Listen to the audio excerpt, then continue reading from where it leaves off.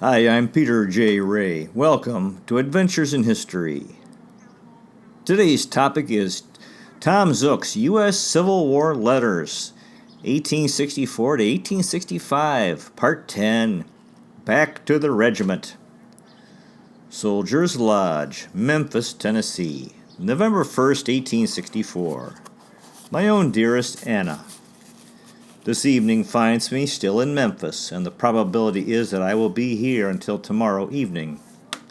I went out to Fort Pickering last evening and stayed all night with John Comwood and another one of the 96th boys, but not being ordered to report there, I could not draw anything to eat, and so concluded to come back and stay at the lodge until I could get a boat. In this I was doomed to trouble, for I found the old fort was more like a rat trap than anything else. It is no trouble to get in, but it takes a pass from the commanding officer to get out again, and they were not issuing passes to anyone today, so I had to study up some kind of a dodge. I had got again with one of the boys who drove a water wagon, and I concealed my knapsack and haversack in his wagon. When he came out, I got up among the men who were detailed to dip water and rode outside of the lines, and then, jumping down, thanked him kindly for his assistance, and was soon once more snugly ensconced in the soldiers' lodge, which, by the way, is the best institution of the kind I ever saw. They have everything nice here, and set a splendid table, good enough for a prince, and all the boys are loud in their praise of the institution. We expected to get off today on the steamer Mississippi, but she is stuck on a sandbar about 40 miles from this place, and I fear we will have to go on some boat that is not so good, for she is one of the finest packets on the Mississippi River. I will be sorry if she does not get here first. The steamer that we came here on was attacked by rebels the day before she came to Cairo. 2 U.S. paymasters were killed and some of the Negro deckhands. We expected as much as could be to have another brush with them when we came down. Some men did appear on the bank of the river at the same place, but the boat would not stop when they made their signals, and so she came through all right. I received a letter from Miss Lowe Maxton the day I left Cairo, begging me to give all the information I could get from Bill Davis about her brother, but not having time to do so, I turned it over to Davis, and he promised to answer immediately. I am very lonesome tonight, sitting here among a set of perfect strangers, and the thoughts of my own sweet home, which gave peace to others while roaming through this beautiful city today, come back now with greater force, making me feel indeed that, quote, there is no place like home. And I will never again separate myself from my own dear treasures by so many hundreds of weary miles, if I get back safe again. I will not get a chance to write to you again until I reach my destination. After we got on the boat, I left orders at Cairo about having my letters forwarded when I left. All your letters will come direct to me. I will write you all the incidents of my trip as soon as I reach the regiment. Tell Nettie that her pa will come home one of these days and stay with her. Poor little thing. It makes me feel like crying when I think how much I have disappointed her. Dear Anna, you do not know how much my very absence is making me love everyone at home, and especially my dear wife and child.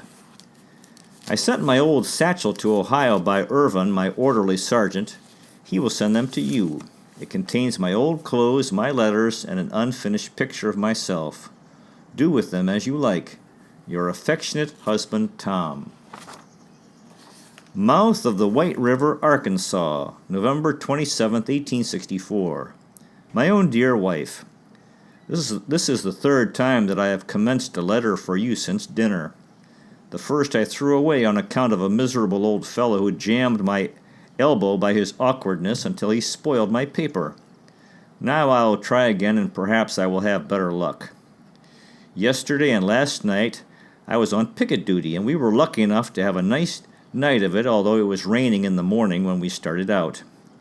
Picket duty is the same to me now as it ever was, with the exception that it brings many memories of incidents that have transpired within the past year, scenes of bloody battles and weary marches, recounted by our comrades lounging around the campfire, and memories of many a brave fellow who now sleeps on some bloody field or in some lonely glen in the far south, thousands of miles from their own native state, and the friends who will find a vacant chair or desolate hearthstone at the final wind-up of this long, long struggle.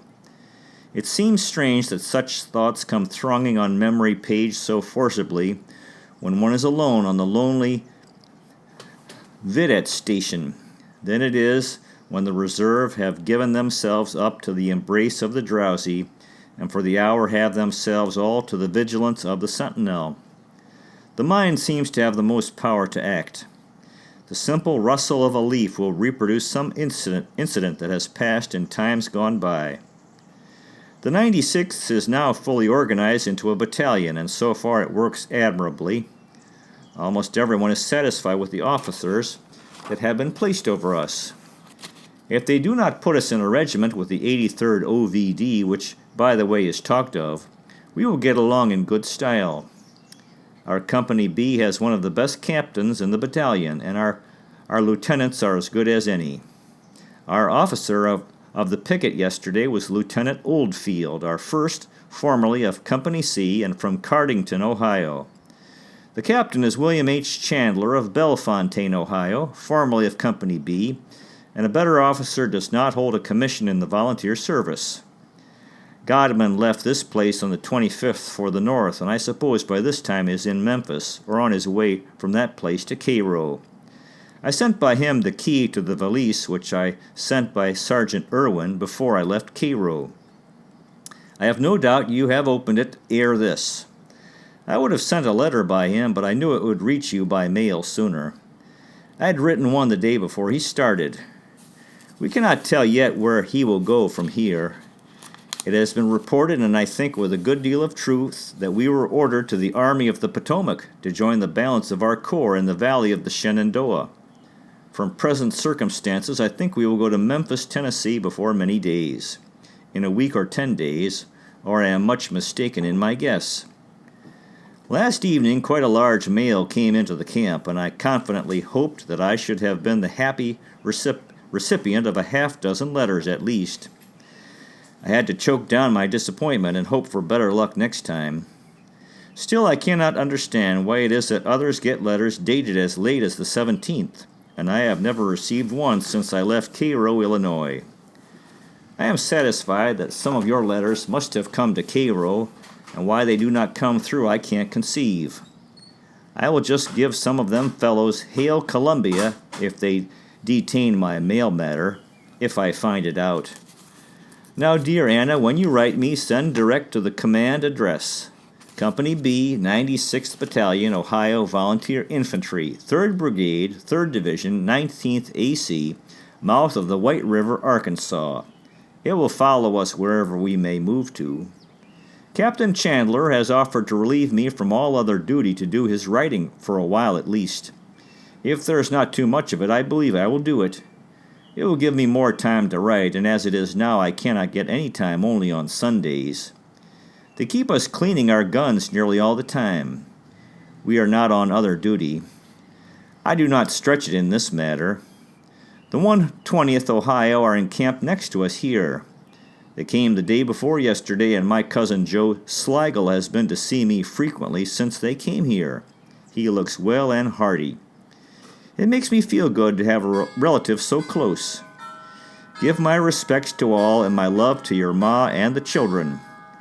I should like to be in Springfield, Ohio next month to see Frank married very well, but I suppose I must be denied that pleasure. Kiss my dear little pet for me, and ever remember your affectionate husband, Tom. Now this is a letter from Anna to Tom. Marysville, Ohio, December 18, 1864. My dear Tom, I neglected to write all the week, but today I will try and find time to answer your 2 last letters which were received this week, though I cannot promise you a long or well-written letter, for Nettie is on a chair by my side, pulling to get my dress open, to feel my bosom, or rather its contents, you know. A real chip off the old block. She is a baby, a child past 3 years old now, and a little lady in most respects. Don't let, don't let this letter fall into anybody's hands. I should be ashamed for writing such stuff, but it is even so. The little calf is pulling at my breast now. I told her I would like to write to her pa. She was talking last night after I read your letter about you having the blues. She said her pa was at Cairo. He had the yellow jaundice, and now he has the blues. Poor pa, said she. He gets so many diseases. By the way, speaking of diseases, reminds me of M. Osberg. I thought I did tell you about her long ago. It seems it was to somebody else I wrote it. She's been perfectly crazy all summer, whether it was her father's death or Willie Raymond disappointing her or both perhaps together. She was at times really insane. She would darken up her room and throw herself on the bed and scream at the top of her voice and pull her hair out and threaten to take poison, commit suicide, and do almost everything that would alarm her friends. And oh, she was so unkind to Libby Benkin and her children. While the Benkin lived and they had a home, Em never could love the children enough. When they were left fatherless and Lily was dependent upon Mr. Bellman for a house, she turned against the children and scolded and fretted because those noisy brats were there. Em would have received more sympathy from her friends for her misfortune had she not been so unkind to Libby and her children. But she would hardly permit her friends to see her. She even told them that she did not want anybody to come to see her, and yet she would never take one of these hysterical fits when any friends besides their own family were present. That was why Bellman liked to have persons come and talk with her, so as to divert her mind from sad and gloomy thoughts. I believe Em is somewhat better this winter, though I hardly suppose she is entirely recovered. Mrs. Benkin has gone to housekeeping this winter. But enough on this subject. Your friend from Oil Creek wrote to you a few weeks ago, directed to Cairo. I suppose you have probably received the letter by this time. If so, you can answer while he's at home. He will go back soon after New Year's. Emma goes down to Springfield, Ohio next week to spend Christmas. Frank's wife wants him to come down. Nona says she will answer your letter when their exhibition is over. She takes an active part in it. It will be over next Friday night. All send love to Tom. Good night, your devoted Anna. This is a letter Tom wrote to his sister, siblings, and parents in Marion, Ohio. Mouth of the White River, Arkansas, January 25th, 1865. Dear sister and folks at home, I should have written this several days ago, but intervening circumstances have so shaped themselves that I have thus far neglected to do so. The box of provisions that you so kindly forwarded to me arrived last Saturday, the 21st, and a pleasant surprise it was. I had altogether given up the notion of getting them, as the express company has no agent at this post. Lieutenant Cooper, the officer of the Provost Guard, has business at Memphis every 3 or 4 days, and he happened to see this box and several others up there, and just brought them down with him. The provisions were pretty spoiled for laying so long at Memphis, but the butter, apple butter, and fruit cake were all right, and had you seen me partake, you would undoubtedly have said that I appreciated the kindness that prompted the shipment. We can get butter here at our Sutter's by paying from 90 to 95 cents per pound, but as a good soldier I am bound to respect all that outrank us and not force ourselves in their way. So with Sutter's butter. I show my respect by not meddling, for I think it outranks anything about this place. General McGinnis, our post commander, can't come up to it, but such is army butter and everything else is in keeping. The apple butter you sent me, had I bought it here, would have cost at least $2.50 per can. So you can have some appreciation of the immense profits that these harpies and leeches wring from the poor scoundrel who has been so misfortunate as to enlist for a soldier. The price that I paid for this miserable paper would buy 10 times the amount in Marion, Ohio, but there is no help for it. We must have some of these things and are bound to spend something with the cormorants. The principle they work on is this. They are allowed to charge so much for each article, and that is generally the highest market price. This arrangement is intended for the soldier's protection, but see how they pervert the intentions of these regulations. Now that they have a price list, instead of furnishing an article worth your money, they go to Memphis or New Orleans or some other outlandish place and buy the cheapest stuff they can find, and we have to take it off their hands or go without. But enough of this for this time. I can't see how you make it out that I owed you a letter previous to this, or rather your last one, for I had written to most all of the family individually, and yours was the first I had received in reply. But I won't contest that point. Only keep it up, and I promise that you will not find in me so negligent a correspondent as many. Matters military in this part of the world have begun to wear rather a cheery face, and judging from present indications, I am inclined to the belief that the end of the war is not far off. Many rebels in this and other districts are deserting their sinking cause and availing themselves of President Abraham Lincoln's offers of amnesty. Only yesterday a rebel lieutenant colonel, a captain, and a dozen privates came up here from Gaines Landing, where they had given themselves up as deserters from the rebel army.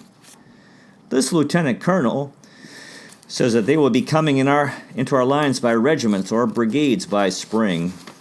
Many will go to Mexico, and many strike for the territories farther west. The rebel army west of the Mississippi River is demoralized and disheartened and must go to pieces as a natural consequence. So much for the feeling of Johnny Reb. I only hope that they may continue to feel so. My paper is running out and I must stop. I suppose Bowen can't forgive me for neglecting him so long and consequently does not answer my last letter. I guess it's my fault, and so I will not say much. My respect to Otho and all the rest of old acquaintances. Love to father, mother, and sisters. Don't fail to reply at the earliest convenience. Please send me a Marion, Ohio newspaper occasionally. Your affectionate brother, Thomas F. Zuck. P.S. My address, Company B, 96th OVI Battalion, mouth of the White River, Arkansas. This will do now, for we don't belong to the 19th AB anymore, and I am not positive where we do belong. Yours, Tom. Mouth of the White River, Arkansas, January 29, 1865. My darling Anna. Yesterday I was the happy recipient of 3 letters from your hand and 1 from Paulina, and last, though not least by any means, 1 from Noni. For 2 long weeks have we waited in expectation of this mail, but as boat after boat came and went, and day after day passed, and we were still met with the same old cry, "The next boat will bring the mail," I had almost begun to think that mails on the Mississippi would soon be among the things that were. I can't see why it is that some of your letters get through so much sooner than others. One of these was mailed January 3rd, and I know I have received letters from you that were mailed since that time. Yet I should not complain, for the slowness of our mail lines is proverbial. I wish I was at home to enjoy the fine sleighing, for that is something that we have not seen for several years. I think if anyone could appreciate the pleasure of a sleigh ride to its fullest extent, I could with my own true little wife as my companion. We will live in anticipation of better times when winter comes again. In one of your letters you spoke about Frank wanting to buy our cook stove, and for the life of me I don't know what to say.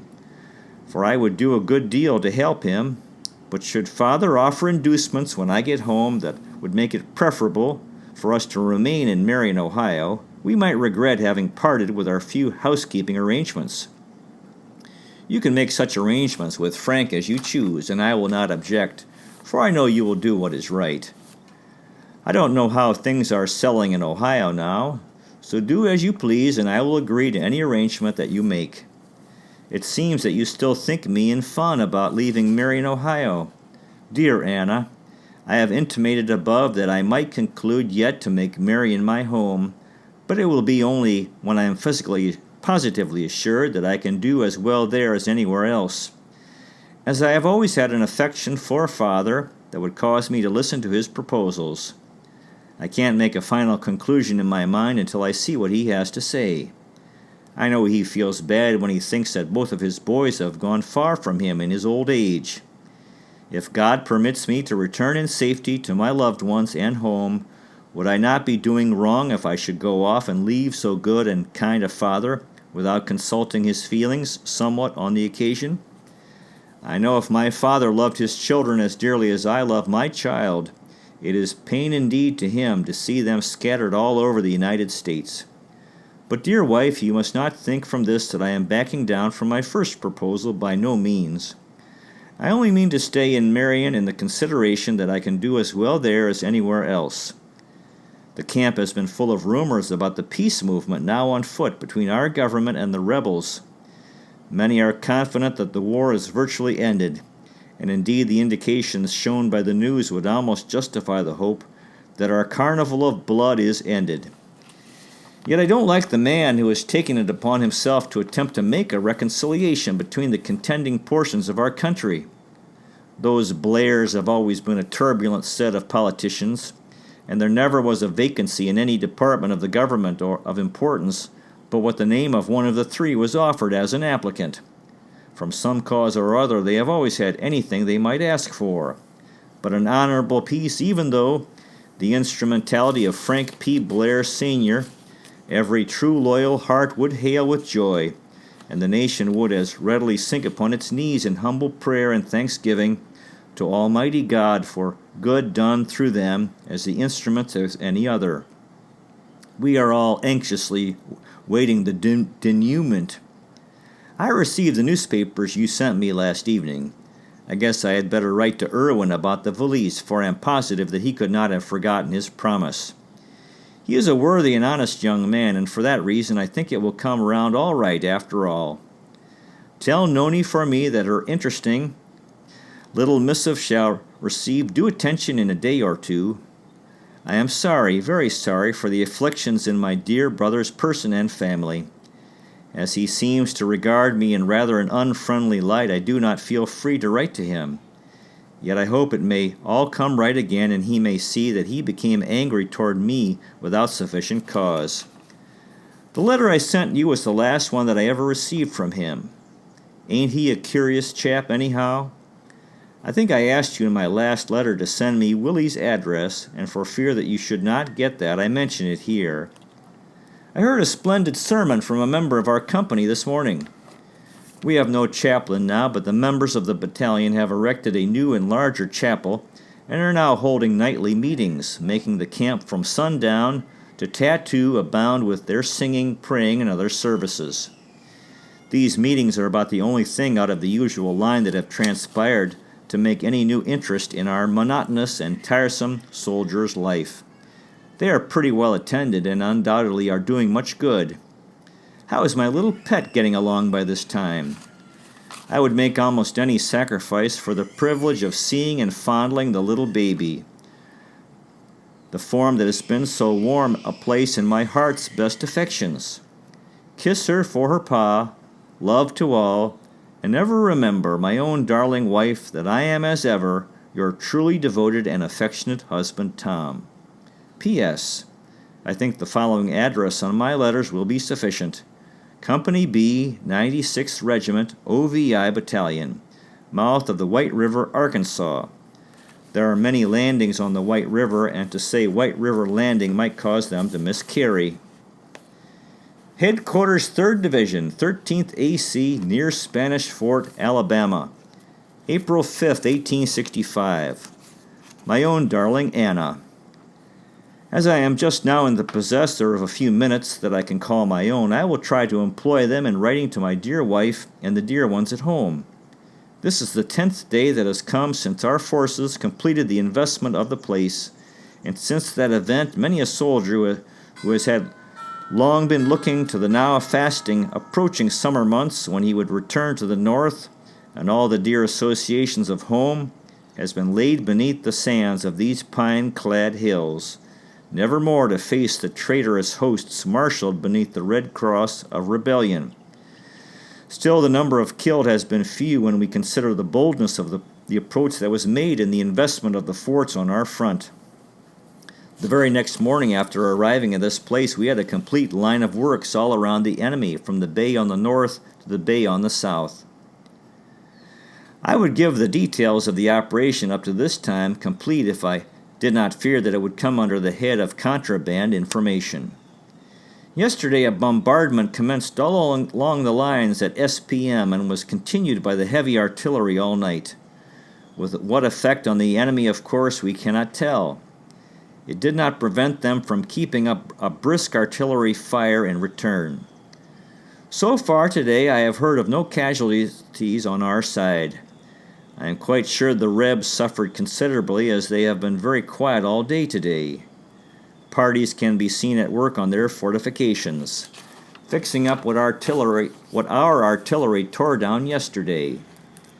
I'm beginning to think that this is the key to Mobile instead of Bleakley, another fortified place 6 miles further up on this side of the bay, as General Frederick Steele has invested that place with a much smaller force than ours within the past week. We can see Mobile, Alabama from our front lines very plain on a clear day, as it lays directly across the bay from us. You can see our route to this place by looking at the map. When you consider that it took us 10 days to come from Fort Morgan by land up Mobile Point, one can form some kind of conception of the trouble. It is full half the way through swamps and morasses, and as the whole foundation of the country is quicksand, it was almost impossible for our trains to get through. I am having all the work that I want just now. In fact, this is more time than I have had to myself in daylight than at any time since we came here. As I now have completed a map of our front, I think I will have it somewhat easier. I wrote you a short letter the other day and done it in a great hurry. We had no way of sending our mail off then, only as the mail carrier of the division could come and go to New Orleans. Now that there is a regular landing established close, I think we will get our mail regularly, as well as have a chance to send it out when we want to. Dear Anna, it would do me good to see our dear little pet. I have been thinking of her and imagining how she looks now. When I saw her last, you know she was a little toddling mischief, just beginning to talk plain. Now that near 2 years have elapsed, she must have grown to quite a young lady. Tell her for me that I want her to be a good girl and mind her ma, and when I come home I will try and bring something pretty, not to pay her for being good, for she should do right because it is right, and not for reward. I have been directing my letters to Marysville, Ohio, because it was so long before I received yours, stating the fact of your going to Marion, Ohio. I feared that you would be back to Marysville before my next letter would reach you, so I continue the old way to save forwarding back and forth. The weather here is warm and about what it would be in Ohio in August, except that we get a breeze from the Gulf occasionally that feels considerably ocean-like. It is now near 5 o'clock p.m., and as the firing commences every day about that time, I will have to stop. They get a shell over our headquarters occasionally, but they are so far spent by the time they get here that they do little or no harm. Besides, we have a heavy bank of earth thrown up behind the tents to protect the inmates. I will write again in a day or two. Remember me in your prayers. Your affectionate Tom. P.S. I have not written to the folks in Marion, Ohio, since I got that note from Maria in your letter. Tell them where I am when you write, for we may move again before I get another chance to write. And then I can't do so again until we stop again. Tom. To be continued. Well, that concludes today's presentation. We'll continue next time with Tom Zuck. Tom Zuck's U.S. Civil War Letters, Part 11, the last part. Thanks so much for watching. I really appreciate it. God bless you. Take care, and I'll see you next time.